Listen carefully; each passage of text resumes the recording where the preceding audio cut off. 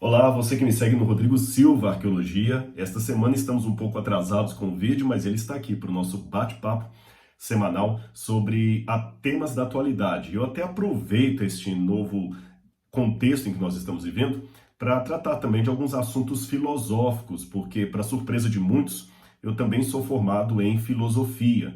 Embora muitos me conheçam mais pelo ramo da arqueologia, porém eu tenho formação filosófica. Já escrevi livro na área de filosofia, já lecionei filosofia, ainda leciono filosofia também, e até aproveito esse momento então para bater um papo com você de assuntos que namoram, ou pelo menos ali dialogam com a filosofia. Por isso que eu estou deixando a arqueologia um pouco de lado, apenas um pouco, e estamos falando de temas filosóficos e atualidades, e também algum diálogo com a sociologia, com outras áreas que acabam sendo áreas afins. Mas não esqueça, se você gostar desse vídeo, deixe o seu like, divulgue para os seus amigos e não deixe também de se inscrever no canal, evidentemente acionando o sininho de notificações para você receber sempre as novidades, está bem? Eu quero hoje continuar falando um pouco, até ampliando alguns conceitos que eu falei no último vídeo, sobre por que eu não apoiei aquelas manifestações e por que eu apresentei minha opinião até contrária a muitas delas. E eu fui muito criticado por alguns disseram assim, você é um negro que nega a luta pelos negros, você não é um compromissado com a causa, que decepção, Rodrigo. Olha, eu respeito você enquanto você fala de arqueologia, mas quando você entra em área que não é arqueologia, você não está preparado. Então houve algumas pessoas que ficaram desencantadas, porque esperavam talvez que eu aderisse, falasse sobre as manifestações e tudo mais, etc, etc. Deixe-me explicar um pouquinho mais a esse respeito para você, e para isso eu tenho que novamente lançar mão daquela palavra que eu usei no outro vídeo, a palavra ideologia. Se você não assistiu, dá uma assistida lá que eu explico mais ou menos a história da palavra ideologia, até faço um paralelo ali com a música do Cazuza. Aproveito o ensejo até para fazer uma correção. Em determinado momento que eu estava comentando a música do Cazuza, eu mencionei Bob Dylan como sendo um dos heróis mortos de overdose, quando na verdade eu deveria ter falado de Bob Marley. E na hora ali, você sabe que a gente não tem nenhum TP, a gente vai falando aqui, eu anoto algumas coisinhas aqui para ter um rascunho do que eu quero falar, mas a gente vai falando mais assim como o coração vai colocando e não bate papo com você. Então eu acabei trocando os nomes aí, Bob Dylan por Bob Marley, mas eu espero que a ressalva seja feita, que a correção seja aceita. E eu expliquei também a origem da palavra ideologia, que é usada na música do Cazuza, mas vem desde a Revolução Francesa, do Conde de Tracy, e como essa palavra foi usada de maneira diversificada ao longo da história. Eu ainda vou falar um pouquinho da diversidade de uso da palavra ideologia, apenas para deixar claro com você o que eu quero dizer com ela, porque se tem uma palavra complicada de se usar nos campos da filosofia e da sociologia, é a palavra ideologia. E sempre se você a usa assim, a esmo, sem dar uma explicação do que você quer dizer com ela, corre-se o risco de parecer uma pessoa que está errada só porque não está dando o conceito que o outro dá. De modo geral, já falei com vocês da origem, você pode ver lá no vídeo, sobre a ideologia desde a Revolução Francesa, passando por Napoleão, falei de Auguste Comte, mas o esplendor dela mesmo veio a partir dos estudos e das publicações de Karl Marx e de Engels. Grosso modo, eu não sou especialista em marxismo, mas eu vou só sumarizar aqui para você. Grosso modo, eu acho que eu posso dividir as fases da ideologia no marxismo. Eu estou falando tanto de Marx como dos escritos que ele foi fazendo posteriormente, e as leituras e releituras que foram fazendo. Grosso modo, eu posso dizer que Marx, quando falou a primeira vez sobre ideologia, deve ter sido lá pelos anos 1840, mais ou menos nessa época aí que ele floresce com as suas ideias. O Marx, ele dá um sentido negativo à palavra, como sendo uma distorção da realidade que é aplicada geralmente por uma classe dominante a um grupo que geralmente o proletariado, como eles dizem, é aquele grupo que sofre na mão dos dominantes, que tem os seus direitos não exercidos e tudo mais, e ficam ali à mercê de ideologias. Mais adiante, talvez uns 10, 20 anos depois, Karl Marx vai ampliar um pouco o sentido da palavra ideologia, e mesmo sem perder aquela conotação negativa que ele deu no início. Quando eu falo Marx, entenda o Engels também, tem participação dele. Marx dialoga muito com as ideias de Engels. Você já tem um sentido um pouco mais amplo. O Marx lembrava o seguinte: nós temos os ideais. Entre ideais você tem a religião, as artes, o direito, a política, a administração, são os ideais. E Marx até diz que os ideais são aqueles elementos que nos permitem ter consciência das contradições, tá certo? Os ideais, em outras palavras, são representações pelas quais nós tomamos consciência do contraditório.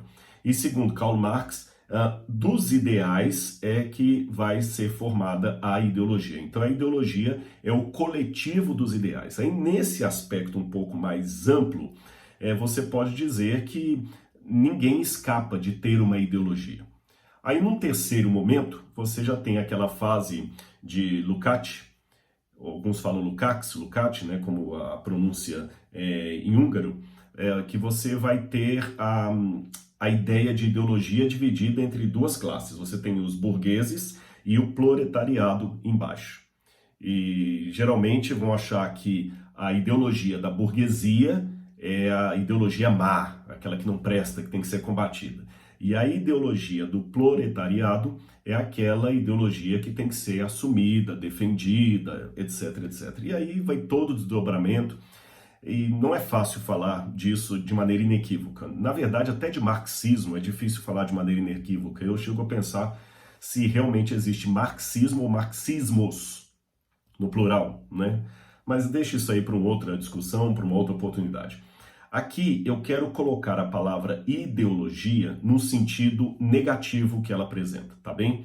Então estou fazendo o recorte aqui do modo como eu estou usando a palavra ideologia. Você não pode falar que eu estou errado, porque não existe uma noção inequívoca da palavra. Existe mais ou menos um consenso, eu posso chamar, existe mais ou menos uma linha de diálogos, mas às vezes entre visualizações bem oponentes da ideologia, que vão desde a sua visão positiva, como neutra, como negativa, ampla, restrita. Eu estou aqui apenas clarificando o que eu quero dizer quando eu uso a palavra ideologia.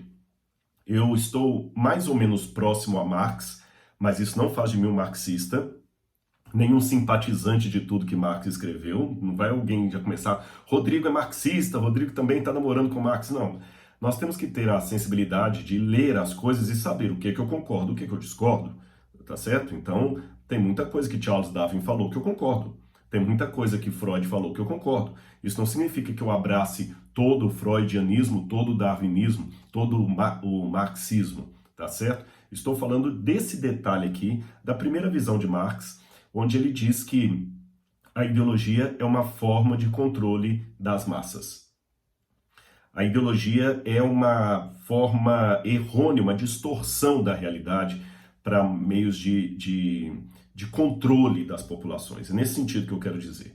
Onde é que eu vou já distanciar de Marx? É quando ele fala que a ideologia é um conjunto dos ideais, aí eu já distancio de Marx. Eu entendo que a ideologia é, para começo de conversa, uma distorção dos ideais.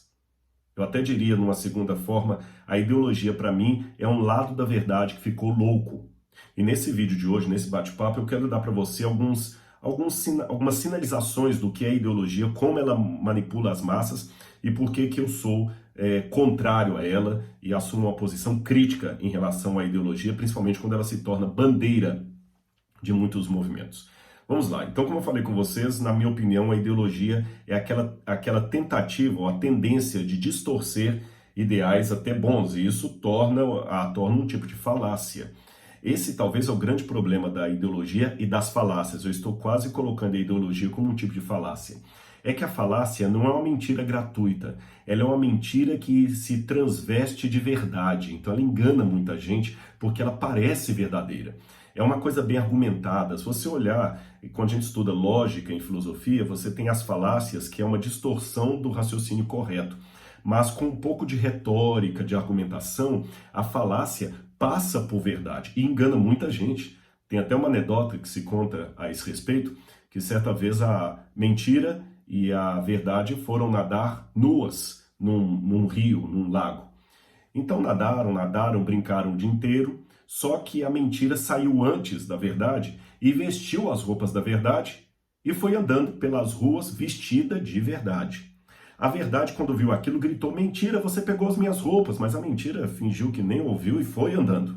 A verdade saiu, viu as roupas da mentira ali na beira do lago, mas não quis vestir as roupas da mentira. Preferiu sair como estava mesmo, nua, atrás da sua rival, para poder pegar as roupas dela. E quando as duas passaram pela cidade, foi uma cena patética. As pessoas aplaudiam e festejavam a mentira vestida de verdade, mas rejeitavam a verdade nua e crua. Esta anedota que eu conto é apenas para mostrar como é que as falácias, e no caso aqui as ideologias, colocam na mente das pessoas uma forma de embrutecimento que elas compram como sendo verdadeira. E eu vou falar mais sobre isso. Nessa questão da distorção dos ideais, eu anotei alguns itens, por isso que eu estou olhando aqui para baixo. Por exemplo, as ideologias, elas colocam as distorções de tal maneira que muitas vezes a pessoa não percebe que está sendo manipulada. E uma das características da distorção dos ideais feita pela ideologia é que ela torna aquele tema, que seria na verdade um capítulo da moralidade, como sendo o tema central ou todo. Ele pega aquela parte da verdade, que é verdade, ninguém nega aquilo, mas ele torna aquilo ali o centro das discussões, o centro da vida dele. A única coisa pela qual vale a pena viver e morrer. O óculos com o qual você enxerga a realidade. Então, por exemplo, se o meu tema for, digamos, a igualdade. A igualdade é uma coisa realmente verdadeira, tranquilo. Mas a igualdade não é a única verdade que existe no mundo, não é a única moral que existe no mundo, nem é a mais sublime, aquela em volta da qual todas as verdades devem gravitar. Mas se eu der um acento exagerado ao tema da igualdade, eu vou me tornar um chato. Eu começo assim, todo o assunto eu tenho que falar da igualdade. Tudo igualdade, igualdade, igualdade. E eu posso levar isso a tais exageros que, por exemplo, eu posso considerar uma sociedade injusta porque eu vi lá entre os ministros nenhum cadeirante. Percebeu? Alguém até que eu admiro muito, uma advogada que eu prezo muito, faz um trabalho brilhante, ela mandou no meu WhatsApp 2 fotos e eu fiz esse comentário para ela. Uma foto do presidente Obama com todos os seus estagiários ali. E logo embaixo uma foto do presidente Donald Trump com seus estagiários ali. E você via que na foto do Obama tinha mais negros, asiáticos e brancos misturados ali. Na foto de baixo do presidente Trump havia mais brancos e alguns negros, poucos asiáticos e tudo mais. E mandou aquela foto e eu falei, olha, veja bem, aqui nós temos um exemplo de algo que colocado a esmo assim no WhatsApp pode levar ao erro. Porque muita gente, por causa de 2 fotos, pode dizer, então o governo de Obama foi um governo realmente de inclusão, e o de Trump não. Mas, na verdade, os números não sustentam tanto isso, porque o governo de Obama foi rejeitado por muitos negros americanos. Estude um pouquinho sobre o Obamacare e converse com os norte-americanos e pessoas que vivem nos Estados Unidos, como é que o Obamacare foi uma coisa assim que desagradou inclusive os minoritários e os negros. E se eu comparar apenas foto com foto, eu vou falar, mas eu não vi nenhum cadeirante aqui também no time do Obama. Então quer dizer que os cadeirantes também, que são a fatia considerável da população, está rejeitada. Eu coloquei isso para essa minha amiga, repito, com muito respeito, ela é uma pessoa muito lúcida, muito capacitada, apenas para mostrar como é que 2 fotografias colocadas assim a esmo, dentro de uma propaganda que está sendo feita, pode argumentar algo sem a força que ela tem para argumentar a favor daquele algo. E quando você apresenta diálogos como o que eu estou colocando aqui, de questionamentos, automaticamente a parte de lá fala assim, Rodrigo, você é um alienado, você não está reconhecendo que existe discriminação no mundo, estou decepcionado com você, não se trata disso. Não se trata de negar que haja racismo, não se trata de negar que haja falta de oportunidades para todos. Eu não estou negando isso. Eu estou apenas questionando usar a forma de argumentar a favor disso. Vou repetir para ficar bem claro. Eu não estou negando o fato. Eu estou negando a forma de argumentar a favor do fato. a forma de defender o fato. Perceberam? Se um marido bate numa mulher, eu não nego que está tendo uma violência doméstica. Mas se ela resolver pegar um revólver ou contratar um pistoleiro e matar o marido, eu não vou falar que ela está agindo de maneira correta, ela está fazendo justiça com as próprias mãos. Se um homem estupra uma criança, é lógico que ele merece ser condenado, mas nem por isso eu vou favorecer que alguém faça um linchamento público. Eu estou colocando esses dois exemplos aqui da mulher que apanha do marido e do estuprador apenas para ilustrar o que eu quero dizer com um fato defendido de maneira errada, com argumentos errados. Tá bem? Eu sei que o exemplo pode parecer um pouco exagerado, mas a força literária tem a sua razão de ser. Outro problema que nós vemos é que, geralmente, quando você tem essa distorção dos ideais praticada pela ideologia, a pessoa que defende aquela ideologia se torna chata para conversar. Na verdade, ela não tem diálogo, ela tem monólogo. Ela não tem ideias, ela tem teses. Ela não tem dialética, ela só tem repetição de mantra. Não existe dialética no pensamento dela, ela não abre a ideia para conversar com o outro numa boa, ela é sempre agressiva e ela é treinada por mentores no inconsciente dela a ser agressiva. Você pode olhar. E olha, para você ver que eu estou sendo bem transparente nisso aqui, não pense que eu estou falando de gente da esquerda, de marxista, gente que apoia Marx e essas manifestações. Eu estou falando até dos religiosos. Jesus pediu para eu ser diferente, não para eu ser esquisito. E há pessoas religiosas que simplesmente são intragáveis no relacionamento. Você não consegue desenvolver uma conversa saudável com elas, elas não sabem conversar com um ateu, com alguém que pensa diferente dela, porque ela já vai assim de maneira muito incisiva. Para aqueles que me seguem aqui, que não conhecem bem a Igreja Adventista, eu vou falar um exemplo pensando na minha própria religião de distorção. Nós temos na Igreja Adventista um incentivo às leis de saúde, a uma vida mais saudável, com a gente chama de os remédios de Deus na natureza, que é luz solar, ar puro, exercício físico, etc., alimentação. Então, comer bastante fruta, comer de maneira equilibrada, temperança, essas coisas todas. Só que uma distorção desses elementos da vida saudável leva alguns adventistas a defenderem o que eu jocosamente chamo de justificação pela soja. Há pessoas que são vegetarianas, tem pessoas que são chatas. Você está entendendo? Ela não consegue ser vegetariana sem ela ver alguém comendo carne e começar a fazer todo o discurso de quanto tempo aquela carne está morta. Quer dizer, ela não tem outro assunto. Essa pessoa está tendo um pensamento adventista, mas não por um elemento de ideal, e sim por um elemento de ideologia. Então, ideologia eu encontro até no modo como os cristãos podem defender as verdades ensinadas por Jesus Cristo. Repito, ideologia é uma distorção dos ideais. Outro problema, como eu falei, as ideologias não aceitam discordância. Uma coisa que eu falei, que muitos criticaram, que eu falei que esses movimentos todos podem trazer o racismo ao reverso.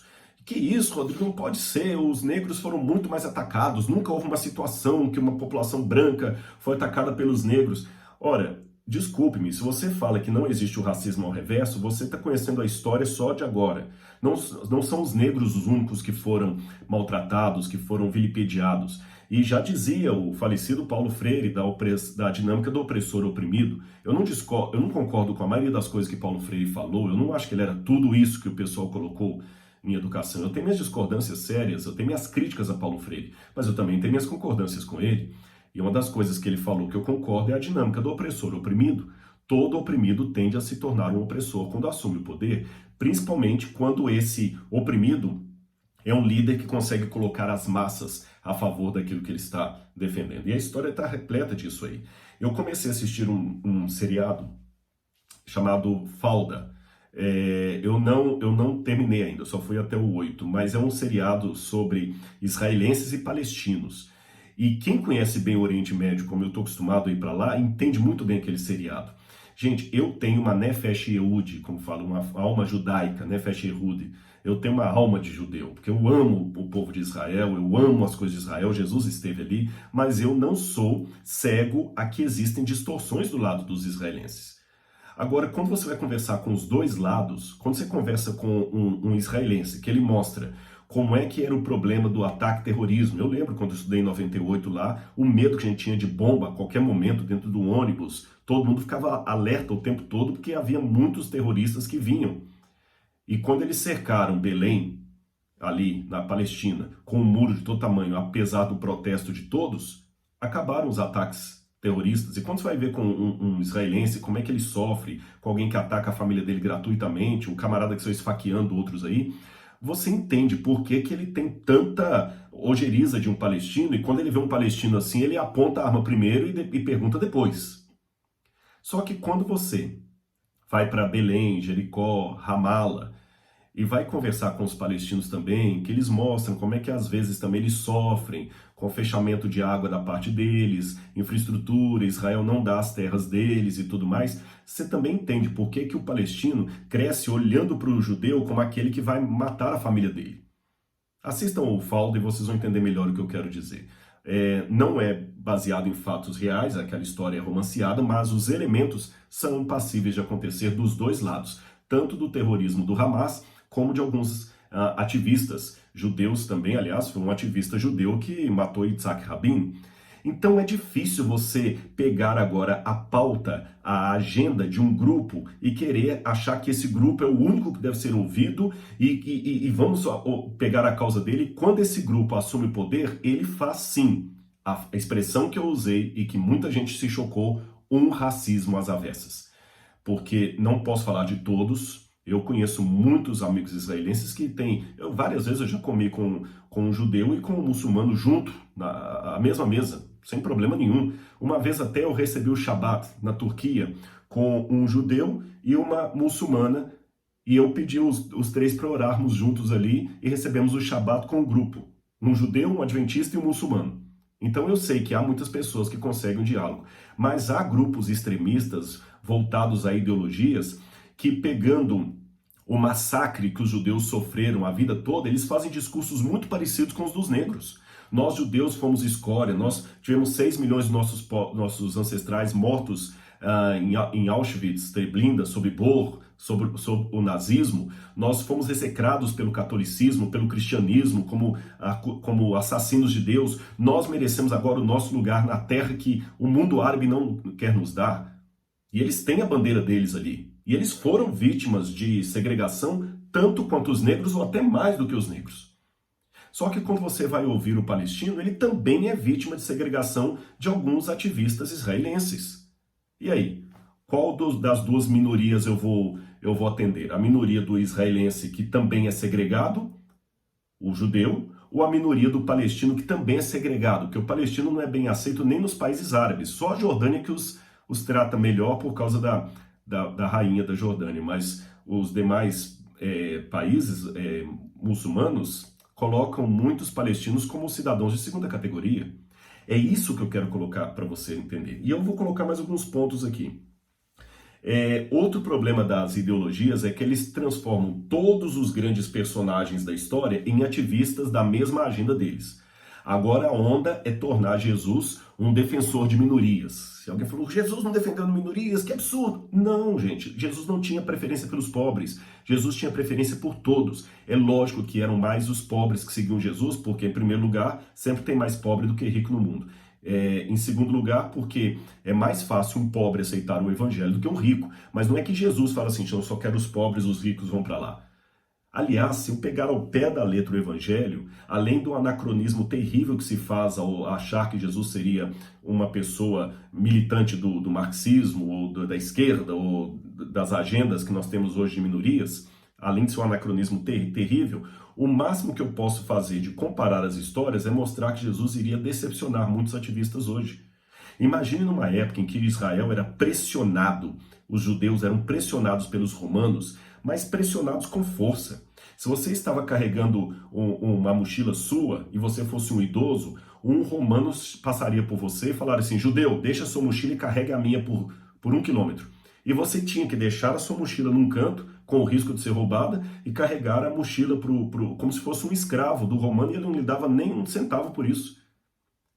Olha que coisa absurda. Aí vem Jesus e fala, se o teu inimigo te obrigar a andar 1 milha, anda 2.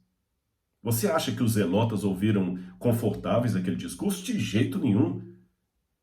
Quando Jesus falou, olha, dai a César o que é de César e a Deus o que é de Deus, aqueles que estavam querendo boicotar os tributos do templo e os tributos de Roma não gostaram da ideia. Jesus decepcionou até alguns dos seus discípulos que esperavam que ele ia irromper uma revolução e colocar o messianismo aos moldes políticos como eles pensavam. Em outras palavras, eu lamento dizer que se fosse hoje, Jesus não estaria queimando o pneu juntamente com a população lá e com cartazes na mão.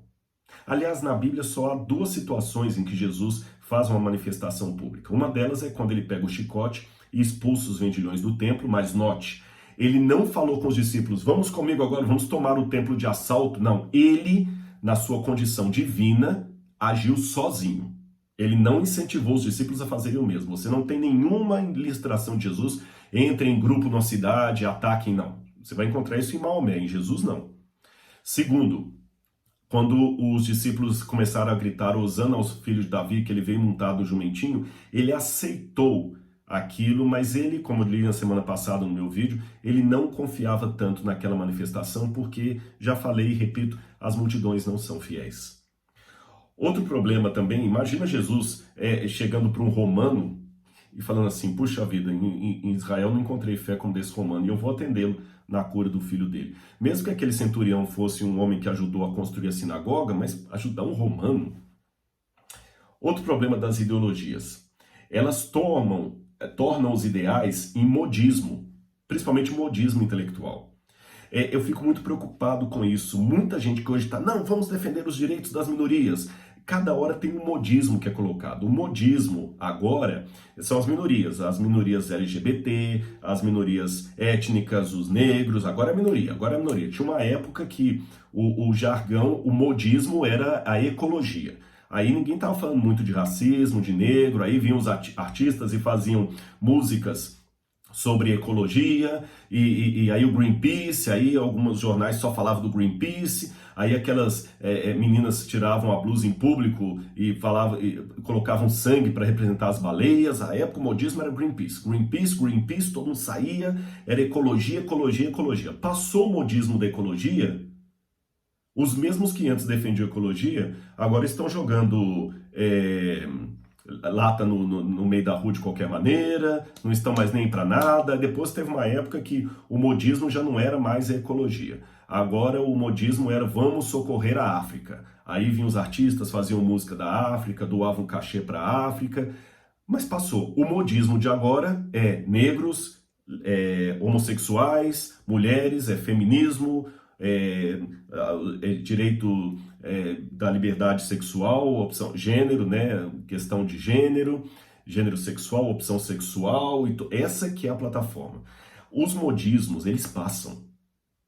E é interessante que as pessoas que agem por modismo, eles só agem no modismo. E é na época do modismo que o politicamente correto vem, e aí que, mais uma vez, eu acentuo o racismo às avessas. Por exemplo, um padre está sendo agora investigado pelo Supremo Tribunal, um padre, só porque numa missa ele declarou a posição dele contrária à homossexualidade, ao homossexualismo, né? Que eu nem posso falar homossexualismo, é homossexualidade, aí vem um monte de palavras politicamente corretas. Aí uns falam que eu tenho que falar preto, não é negro, não é preto, é negro, não é nem preto nem negro, é afrodescendente. Aí fica aquela briga de semântica, até o afrodescendente fica complicado, porque eu tenho um pouco de sangue indígena, português e negro. Se eu sou afrodescendente, tá, mas não é inclusão, então o que eu faço com o negro, com o índio que tem em mim e também com o português, né? Então, quer dizer, é uma briga de semânticas travestida de intelectualidade. As pessoas vão comprando esses mantras e vão pejorando todo mundo que tem as suas opiniões. Então acaba cerceando a liberdade de expressão. Se eu disser num púlpito um sermão baseado em Romanos, com relação às mulheres que deixam o contato natural se inflamando mutuamente, mulher com mulher, homem com homem, cuidado que eu posso ter até o meu vídeo derrubado aqui, porque aí eu estou incitando ao ódio. Olha que interessante, incitando ao ódio. Percebeu? Incitando ao ódio. E as pessoas começam até a enxergar de maneira exagerada tudo. Alguém mandou para mim um e-mail semana passada, muito bem redigido, com português muito bom, indicando que ou é um professor universitário, ou aluno universitário, ou professor universitário, ou alguém formado. Mas apesar de bem colocado, ele escreveu quase uma reação crítica ao meu vídeo, e eu até falei com ele, eu não vou fazer citação do seu e-mail em público sem citar o seu nome por questão de ética. Eu avisei para ele isso. Ele colocou assim: Rodrigo, admiro muito você. Ele foi educado, ele não foi de maneira nenhuma panfletária não, mas olha o detalhe. Ele me elogia no início, que aprecia meus trabalhos, mas para falar desse assunto eu demonstro um despreparo total.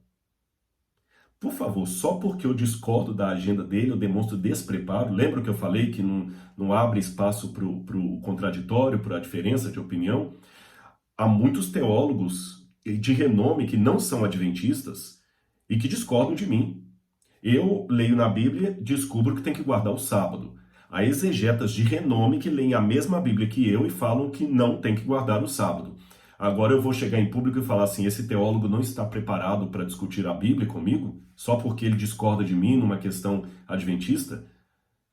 Ora, por favor, eu discordo das ideias do Dr. Augustus Nicodemos, que é um renomado teólogo dos presbiterianos, mas porque eu discordo dele e ele discorda de mim, eu vou a público falar assim: não, o professor Augustus Nicodemos não está preparado para dialogar sobre teologia. Que isso, gente? Isso sim é censura. Eu apoio a diversidade enquanto você concorda comigo, que a hora que você discorda de mim, você não está preparado. E esse mesmo e-mail falou: olha, um exemplo de um erro que você cometeu. Você demonstrou no vídeo lá que há 27% de negros que são mortos nos Estados Unidos. Que eu falei, de todos os mortos pela polícia americana, apenas 27% são de negros. 55% são brancos, caucasianos, e 18% são hispanos. Ele falou: mas você esqueceu de uma coisa. A população negra nos Estados Unidos é de 13%. 27% dessa população é muita gente que é morta. Eu não acreditei no que eu li naquela hora e falei: veja bem, olha como é que você lê a coisa pelo ideal. Não é uma pessoa tola, não é uma pessoa provinciana, escreveu bem. Mas quando chegou nisso, olha o pensamento. A estatística é 27% de negros são mortos em referente a que universo? Dos 100% de pessoas que são mortas pela polícia nos Estados Unidos. De 100% dos mortos pela polícia, 27% são negros. E não que dos 13% de negros americanos, 27% são mortos pela polícia. Eu até falei com ele, se fosse assim, em 10 anos a população negra já estaria extinta nos Estados Unidos, que imagina, a cada ano você matando 27% da população. 27% da população. Em 10 ou 15 anos essa população já estaria entrado em extinção. Pior ainda para os brancos, que são 55% dos mortos. Mas percebeu como a pessoa nem percebe na hora de argumentar, porque fica dominada por ideologias. Agora, para terminar, eu quero falar do perigo também da ideologia quando ela é jogada nas massas. Aí que vem a maior preocupação. A massa, pessoal, ela é um instrumento meio perigoso de você jogar ideias ao léu assim e fazer manifestações ideológicas. É lógico que houve duas manifestações que eu bato palma, a de Martin Luther King e de Gandhi, mas note que são manifestações pacíficas. E não houve ali uma questão política de propaganda, você não teve roqueiros apoiando Martin Luther King, não, foi uma coisa que foi lá e no silêncio Martin Luther King e Gandhi fizeram muito mais do que Malcolm X com toda a briga que ele queria fazer. E hoje, se temos algum direito dos negros americanos, em parte é graças a Martin Luther King e não a Malcolm X. Eu sei que alguns vão protestar, vão querer defender Malcolm X aí, etc. Mas eu ainda prefiro a paz que ela tem efeitos mais duradouros. Paz não significa conformidade. E quebra-quebra não significa realmente adesão ao que é bom, ao que é correto. E também não aceito aquele argumento: não, você está tomando a parte pelo pouco. São os poucos que fizeram quebra-quebra. Não, tem mais do que poucos. Tem uma ideologia de quebra-quebra por detrás. Não estou me referindo apenas ao quebra-quebra das lojas. Mas falando das massas, eu vou dar alguns exemplos históricos para você. Em Ruanda, você tinha um grupo de brancos que queria dominar os ruandenses. E os brancos criaram, entre os habitantes de Ruanda, havia 3 tipos de etnias ali, grosso modo. Havia mais, mas 3 principais. E dessas três, duas, que eram os Tutsi e os Hutus, estavam convivendo ali. E os próprios colonizadores brancos criaram uma ideologia ali que criou uma segregação entre uma raça e outra. Nem raça é, porque a etnia é tão ridícula entre Tutsi e Hutus que você nem pode falar que são raças, né? Nem raças, são etnias. Aliás, raça e etnia nem são sinônimos. O fato é que os Hutus tinham menos emprego que os Tutsi. Os Hutus tinham menos oportunidade que os Tutsi, tinham menos salários. Tudo que os negros hoje também têm a briga deles, os Hutus também tinham. Até aí, eles tinham direito de querer a igualdade. Só que alguns ideólogos começaram a espalhar ideologia nas massas dos Hutus de maneira assim acelerada, e o povo começou a comprar aquilo ali. E é interessante que a ideologia ela começa a espalhar. A ideologia ela é igual os efeitos de uma bomba atômica, sabe? Que você tem ali toda aquela região contaminada, altamente radioativa, mas você não vê, aí a radiação vai crescendo, você só vê os efeitos dela. É difícil você saber onde é que a ideologia começa e até os resultados que ela vai dar desastrosos, mas você vê. Daqui a pouquinho ela já dominou as mentes, resultado, em pouco tempo, Hutus, que eram negros, motivados por ideólogos, saíram para matar os Tutsi a facadas, a facões, até crente matando crente. E nós tivemos um saldo de 800 mil pessoas mortas. Viu o resultado de ideologia colocado a esmo numa população que a princípio brigava por uma coisa que tinha direito? Outro exemplo para você. Na época ali do início do século XX, a Europa era um mosaico de pequenos reinos e tinha brigas também de alguns grupos minoritários que queriam lugar ao sol e não conseguiam e tudo mais. E até que um ativista, para provocar justamente uma situação de conflito, que o conflito é interessante para a ideologia, isso é um ponto importante. O conflito ele é interessante para a ideologia, a briga, a guerra civil é interessante. Alguém foi lá e assassinou o conde Ferdinando, que era o conde da Áustria, arquiduque da Áustria, conde não, desculpe, corrigindo, o duque da Áustria. Foi o estopim. Naquele momento ali, aqueles que tinham ideias nacionalistas começaram a brigar com minorias como os sérvios, por exemplo, e outros mais, que os eslavos que estavam na Bósnia, que também queriam direitos, que eram minorias. Começou aquela briga, isso interessava alguns que queriam tirar ganho nisso, porque esse é um detalhe, a ideologia sempre tem pessoas que tiram proveito da situação para ganho próprio. Foi uma briga terrível, começou a Primeira Guerra Mundial, saldo de 17 milhões de mortos. E se você estudar na internet também, você vai ver a história da região de Taipins, que fica na China, que também, como a ideologia, quando tomou uma massa de protesto, de pessoas começaram a protestar contra os governos locais, começou uma guerra civil que redundou em 30 milhões de mortos na China. Eu dei 3 exemplos da história, eu podia dar mais 4, 5, 6, 7, 10, 100 exemplos do perigo de quando as ideologias são lançadas às massas assim. Então não venha com o discurso que apenas uma minoria estava fazendo quebra-quebra. Isso pode virar uma guerra civil, como tem virado em muitos casos. Aliás, eu até digo para vocês o seguinte, um outro problema da ideologia é que ela não age por ideal. Como eu falei, ela age por ideologia, e a ideologia é a distorção do ideal. E brigar demais pelos meus direitos tem que ter o seu limite. Afinal de contas, às vezes eu estou no trânsito e o sujeito me dá uma fechada. Eu estou certo, eu tenho razão, ele tem uma arma. Compensa brigar com ele? Seria covardia de mim? De minha parte? O que você acha? Às vezes eu tenho que escolher entre ter razão e ser feliz. Tem um sermão meu que eu sempre começo esse sermão contando a história de William Shakespeare, Romeu e Julieta, que a história começa com os Capuleto e os Montecchio brigando por direitos e justiça, porque você sabe, né?